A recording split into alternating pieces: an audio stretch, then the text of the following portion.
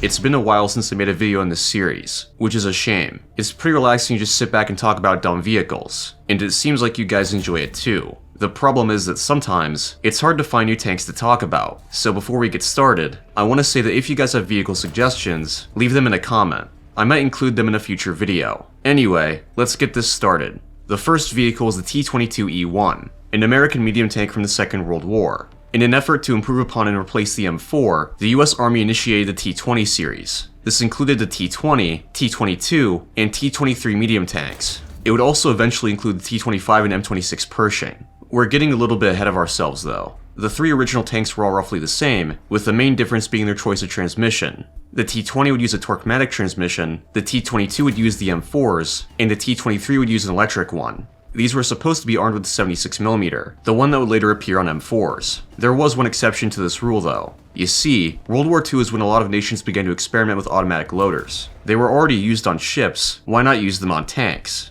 In the case of the T22E1, they wanted to see if they could automatically load the 75mm M3. The mechanism was relatively simple. It would have two box magazines, one with AP and one with HE. Both held 32 rounds, giving a total of 64. Once the gunner indexed a round, it would be moved into the transfer mechanism, and then again into the loading tray. The loading tray would elevate to breech level, and then ram the round in.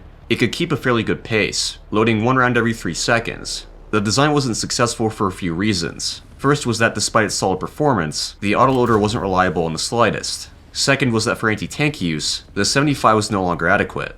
I think at around 4.7 or 5.0, it would be a pretty good event or premium vehicle. It would pretty much be a shorter Sherman that fires faster, and is maybe a little bit more mobile. The next vehicle is another ELC EVEN variant, one with recoilless rifles.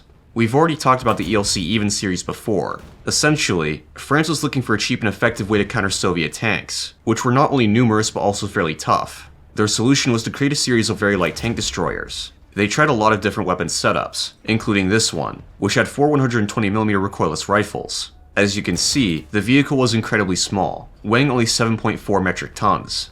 It had a crew of 2, a driver/loader and commander/gunner. Yes, you heard that right. The driver was supposed to reload the guns. He could do this through 2 methods. Either the turret could be rotated to the rear, and he would reload from his seat, or he could get out and reload them that way. This arrangement wasn't very ideal, so they switched to different weapon types. The rifles fired rocket-boosted shaped charges, which had about 30 centimeters of penetration, though their dispersion was quite bad. It's sort of like a hybrid of the Type 60 and Ontos. It would probably be fine at 6.7 or so, which would be good for France, since they only have 3 6.7s, 2 if you don't count premiums. Next up is a Norwegian vehicle, which would probably be placed in the Swedish tech tree. This is the NM116, which probably looks a little familiar. Under the military aid program, Norway received US tanks. Specifically, they received M24 Chaffee light tanks, which the US put into service at the tail end of World War II. They were pretty happy to have these, as their military budget wasn't the greatest. Eventually, it was recognized that the Chafees were outdated, but again, military funding was an issue. So instead of designing a new tank or buying a modern export model, they decided to upgrade their M24s. This was accomplished by replacing the powertrain, weapons, and making fire control improvements, among other things. The 75 was replaced by a French 90, the same one used on the AML-90. The funniest part is the coax. They replaced it with a 50 cal M3. You know, the one used on sabers. It also got a laser rangefinder and smoke grenades. To make all of this fit, the gyroscopic stabilizer had to be removed, and it wasn't replaced. With all of that in mind, I think it would be a good 7.3 vehicle for Sweden. The final vehicle is this, the M19 T22. The story of its development is pretty straightforward. During World War II, the US had invested a lot of time and effort into proximity-fused anti-aircraft rounds. One of these endeavors was the 75mm gun T22.